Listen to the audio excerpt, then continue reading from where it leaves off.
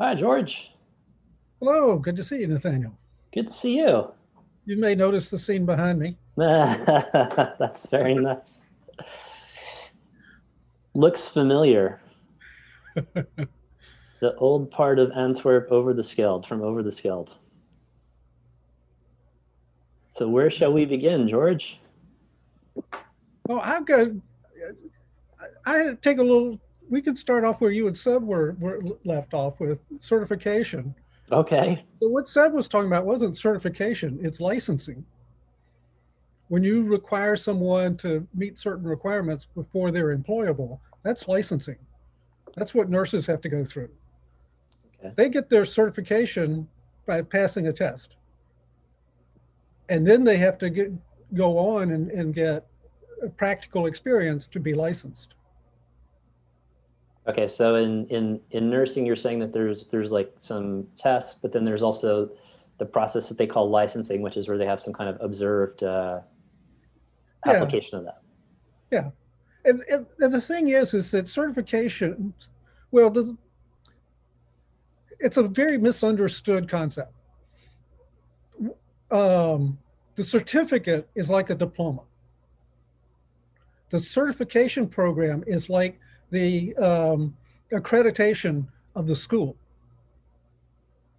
So what the certification is saying is that somebody that has put themselves in charge um, says that this school and the employs instructors that they think are good enough and uses a curriculum that they think are good enough, and so the certificate is a second derivative of that trust. And if you think of it that way, it's much simpler. It's easier, it's easy to understand. The problem is it's not a magic potion to sell people. And so certification companies, you know, whether intentionally or just going along with the crowd, misrepresent what they're selling. Hmm. And I thought, I really am not fond of these lightweight certification programs. Um, Way long time ago, then I kind of ignored people who took the trouble to become Java certified, because what I found is that they had spent a lot of time memorizing, um, the runtime library, but they didn't know how to program. Mhm. And the runtime library would then change, and so they didn't know that either. So, I just didn't think it was a very worthwhile certification. Yeah. Uh, and I thought it was a bad sign that people were attracted to it, because companies that I knew didn't require it for employment. And I think that's where the problem comes in, when companies start requiring, you know, that you go chase these bits of paper for employment. I don't think that's good. Of course, I got into software development with an English degree, Yeah. That's a really interesting background. but I came in the back door to software development. I actually started in hardware development with an English degree. But, you know, um, so that English degree, though, I find very helpful in a lot of ways.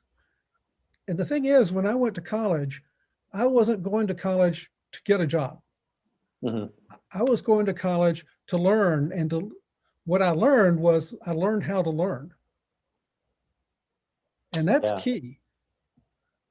What do you think you've taken away? I mean, I've had a similar experience myself, or similar observation of well, certainly learning how to learn, but also just learning about other domains and then finding surprising ways they connect with something that I do in the future. Um, so how did that? If you'd be open to exploring that, excuse me, how did you find that going from studying English and from learning that, what did that bring to you as you went over into working in hardware and eventually software? How did you reflect back on that experience and then what you were doing in the future. So in terms of English, one thing it taught me is how to think about laying something out logically, so that it's easy to understand. When when I was writing, procedural programs, I was struck by how much it was like writing a good essay. You say everything in the first paragraph. You tell the whole story in the first paragraph or two, depending. And then for each sentence in that paragraph, you have a paragraph or three. And for each sentence in that paragraph, you have a paragraph or three. So you kind of just break it down into smaller and smaller. It's what in the newspaper business they call the inverted pyramid. You can stop reading at any point and understand the whole. Yeah. And if you don't need any more detail, stop reading. Yeah, that kind of makes me think as well about like different human languages and concepts that you have that exist in some languages that don't in others, expressions or words, and how you kind of understand something about the origin of that language. And it's similar, I think, in my experience with like computer languages as well, right? That there's certain concepts that maybe are expressed differently or don't exist in different languages. So I could imagine there's a lot that you take over from studying English into working in software. There's a lot I've brought from being an organic vegetable farmer. Nothing that you learn is wasted. Yeah. But the key is it has to really become part of you. You can't just be learning it for the test. That's not learning, that's regurgitation. But organic vegetable farming, I learned, you feed the soil and the soil feeds the plants. And, that was one of Robert Rodale's famous sayings. And it's the same thing in software development teams. You feed the team and the team will create the software. And in organic farming, one of the things I learned is that biodiversity was really important. If you planted a whole bunch of one crop all in one place, then if a pest came in, it would just proliferate through that crop. If you planted different crops together, then you didn't have so much a problem. One, it wasn't as attractive to the pests. Two, sometimes some of the other crops would deter those pests because my girlfriend and I were, didn't have the sufficient energy to do everything that we thought we needed to do. We also had a lot of weeds growing around that we would just mow. Well, it turns out that some of the pests preferred the weeds and would go to the weeds first. That's interesting. Yeah, I've been doing some gardening on our balcony here. And one of the things that I've noticed is that we have a lot of these I'm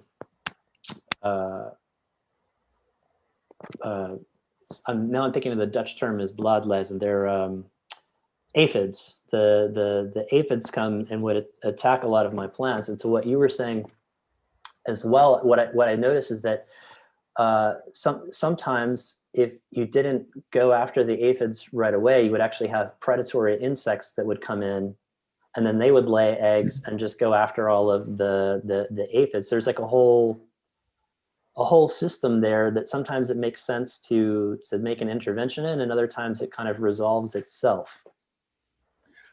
And another option is to take care of the initial problem of too many aphids. And you can do that with low tech with a little bit of slightly soapy water, which drowns the aphids there, but doesn't poison anything. So the water breaks the surface tension, or the soap breaks the surface tension of the water, so that the cilia that keeps the aphids' breathing holes open don't work. And so it drowns the aphids. And so when it's, when you see this sudden bad infestation, you do that, and that knocks it way back, and that gives the rest of the system a chance to catch up. Hmm. So it's just a very low tech intervention at the point of need. Hmm.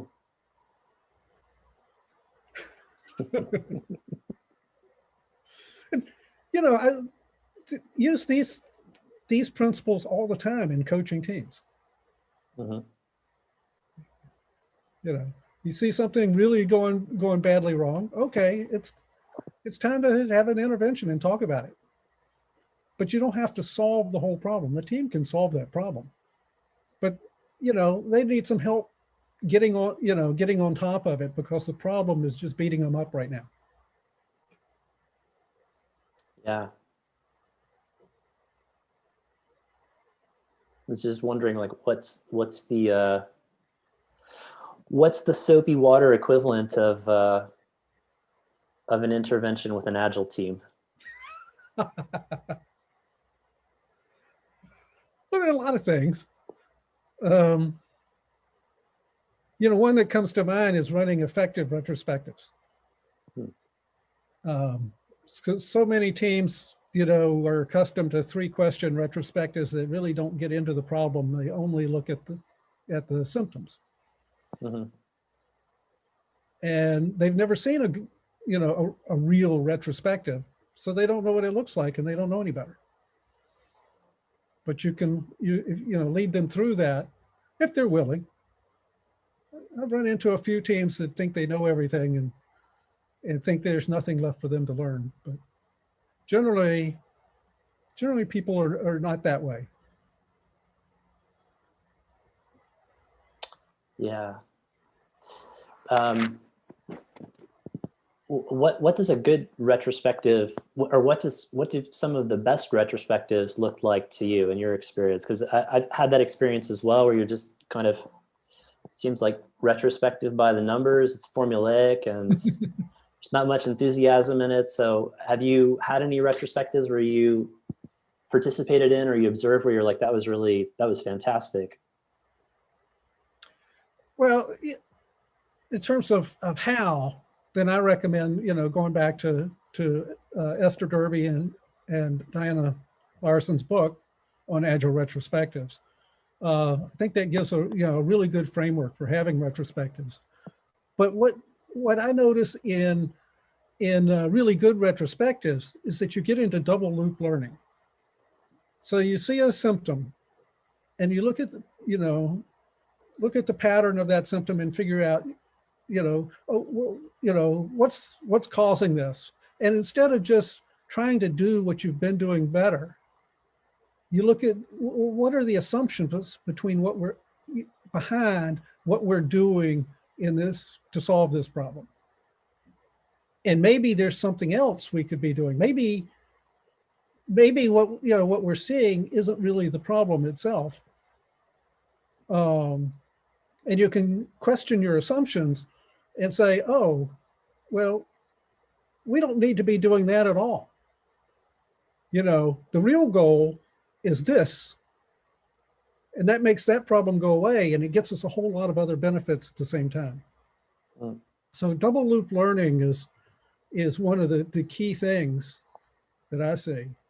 Another thing I see is where the team discovers that they aren't seeing everything the same way. Yeah.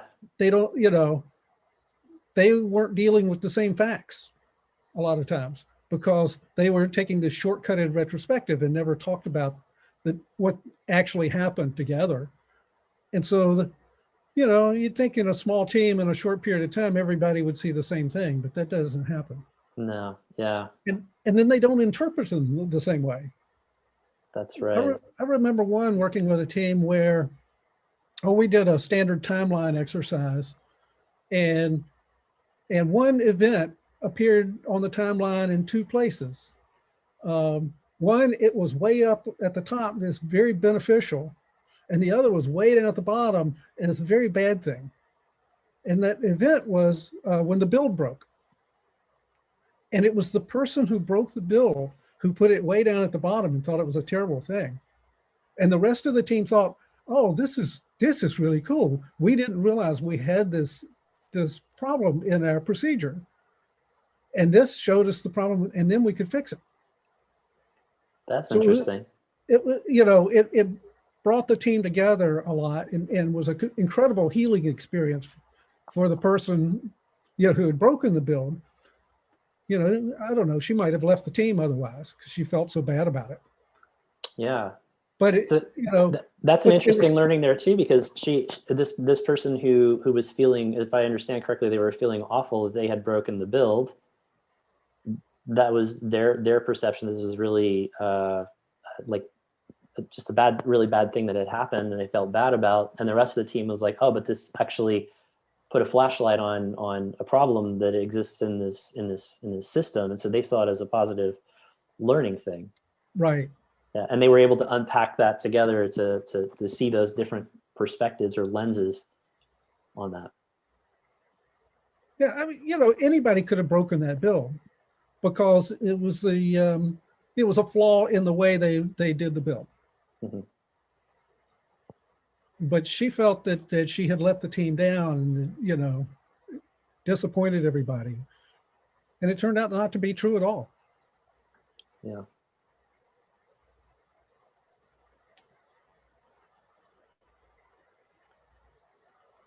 So what about you?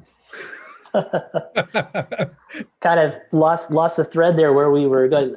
What did I ask you before about retrospectives that I've seen that are what was my question, George? What was an example of a really good retrospective, I think is what I asked her. Right. Yeah, I think so. I'm kind of searching a bit from my own experience of what I've seen. I think for me, it's kind of also on a similar thread to what you were just sharing, is that I remember very distinctly a retrospective from a team that I was working with. It seems like a very small thing, but they had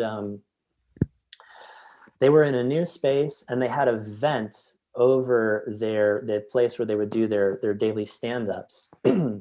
So every time they were having their daily stand-ups, there would be this like jet engine level of air circulation coming in directly over where they were at, and they couldn't hear everybody in the team. So this seems maybe like a small thing, but the big change that I saw there, my perspective on it was that they were willing to kind of discuss. There were people on the team who something that was previously undiscussable, that there was some kind of problem and how they were working together, they felt comfortable to be able to bring that up. And I think also in that organization, there was kind of, there were certain things like you can't really get facilities to change anything. That was sort of the mindset. That was the assumption. It's like, the furniture people, they're not going to allow you to move furniture. They're not going to change the air circulation levels. And the Scrum Master for this, that was an improvement or something that the team wanted to take on. This is a problem that's really causing. So there was this ability to really genuinely share and discuss that. And the Scrum Master took it on and actually went and found someone in the facilities who was willing to hear that, and they were able to get that change done. So it's like a very small thing, but I think it's also illustrative of just sometimes how you take little steps over time, and a team can really grow a lot in terms of how comfortable they are to work together and what they're able to change and accomplish together. Yeah, push the influence outwards. Yeah.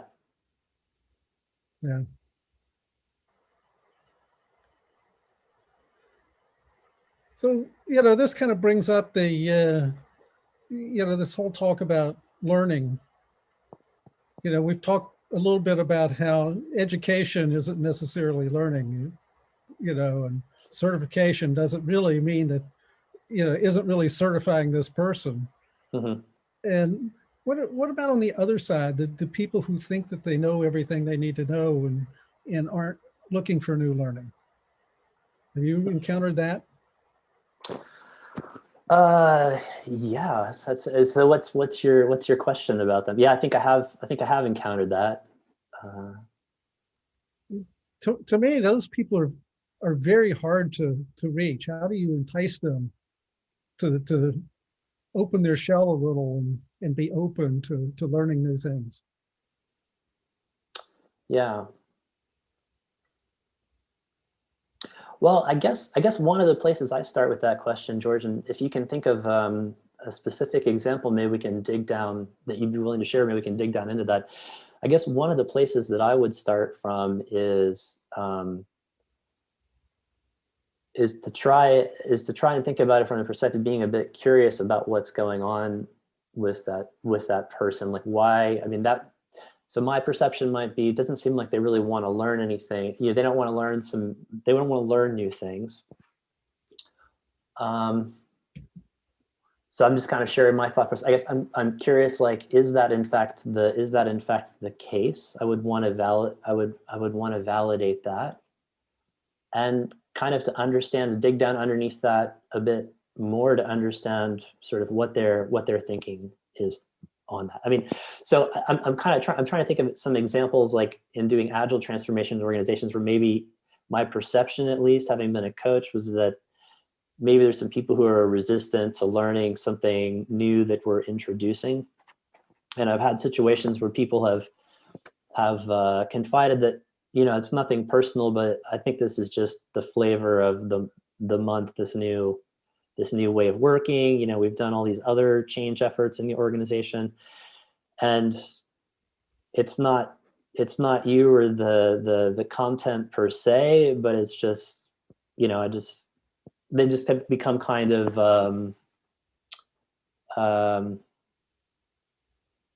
not cynical is maybe not the right word, but they've become just kind of like, they see it as like just the change effort of the month.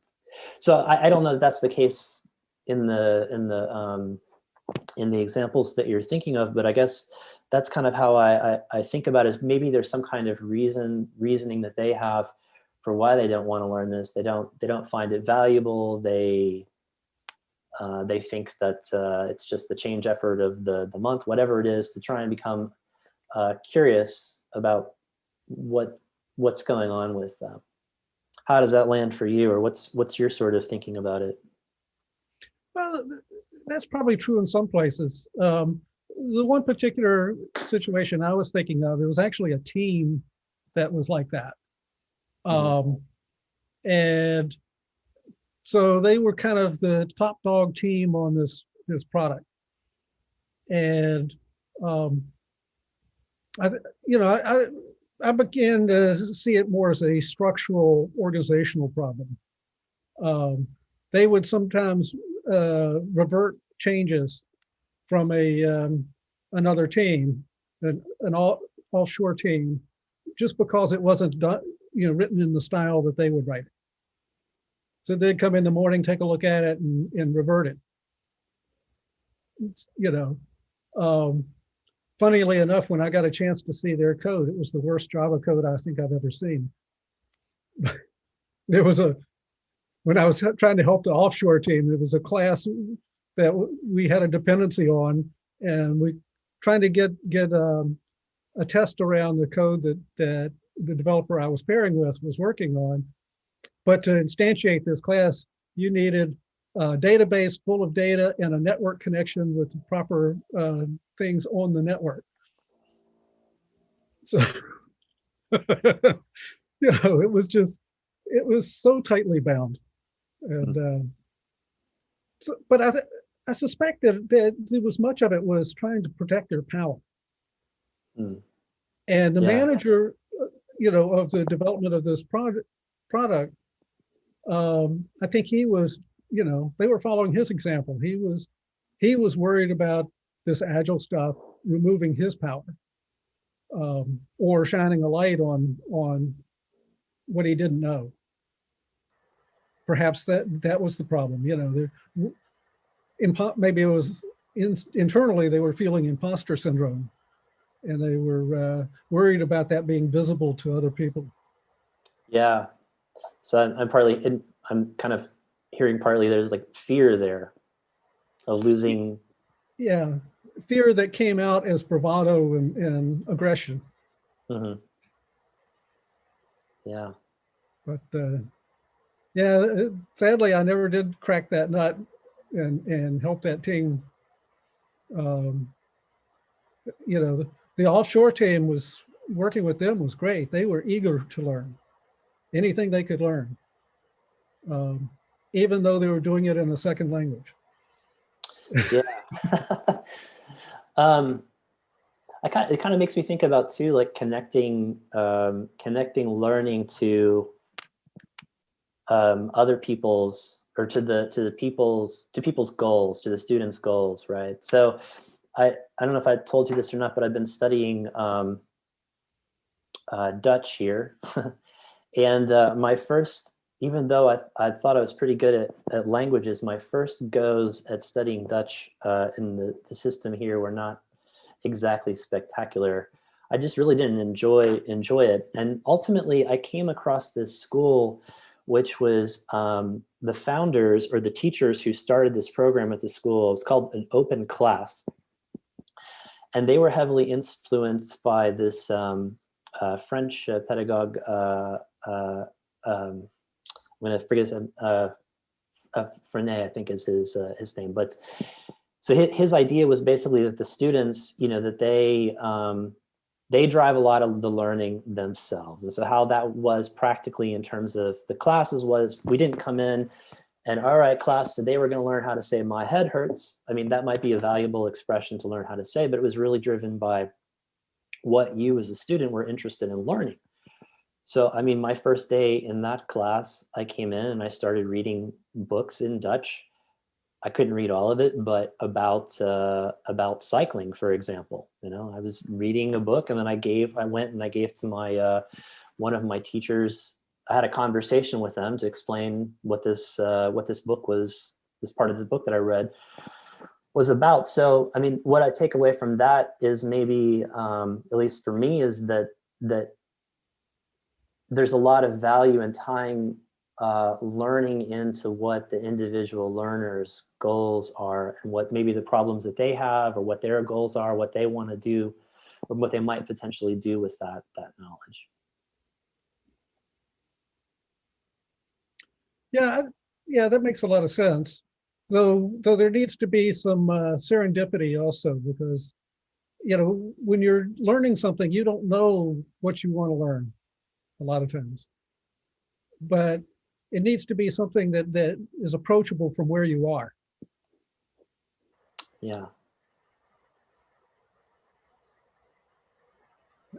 So, so you're fluent in Dutch now, huh? No, I wouldn't say fluent, but better than I was before.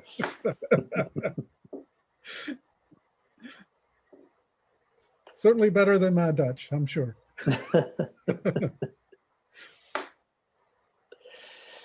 So, George, what are your, it looks like we're almost at time, but what are your parting thoughts? What do you take forward into your next conversation in the chain? Oh, this to me is a fascinating experience, and I think it's working very well. It's enjoyable for me. It was enjoyable for me watching watching the stream before I joined. Um, I think it's a great idea, and it's one of those things where I can learn in a serendipitous fashion things that hadn't thought about exploring just by Yeah. listening to the conversation. Yeah, that's great. Yeah, I'm glad to have been able to join. It's fun to see how some of the themes from watching earlier I've seen carry over into later conversations, um, and then other things seem completely new. So it's going to be fun to see how the rest of the conversations carry on.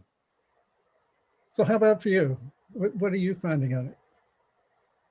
Sorry? How about for you in terms of this format? Oh yeah, Any- I find it interesting. Sorry. Anything that surprised you? I think I was surprised because I also watched earlier in the stream, and it was interesting to me to see things that were not necessarily, I don't know if those other people had listened into the stream or not, but that carried over, at least from my perception, into later conversations. Well, I'm glad you're not upset with me for getting you involved in this. Not at all. It's been a good experience. That's great. Okay, I guess looks like any second now we're going to be coming up to our time limit. Yeah, thanks, George. This is the uncomfortable part of this, isn't it? When you're not Yeah, quite sure when things are going to get cut off. right. Yeah. Well, I guess we embrace the cutoff.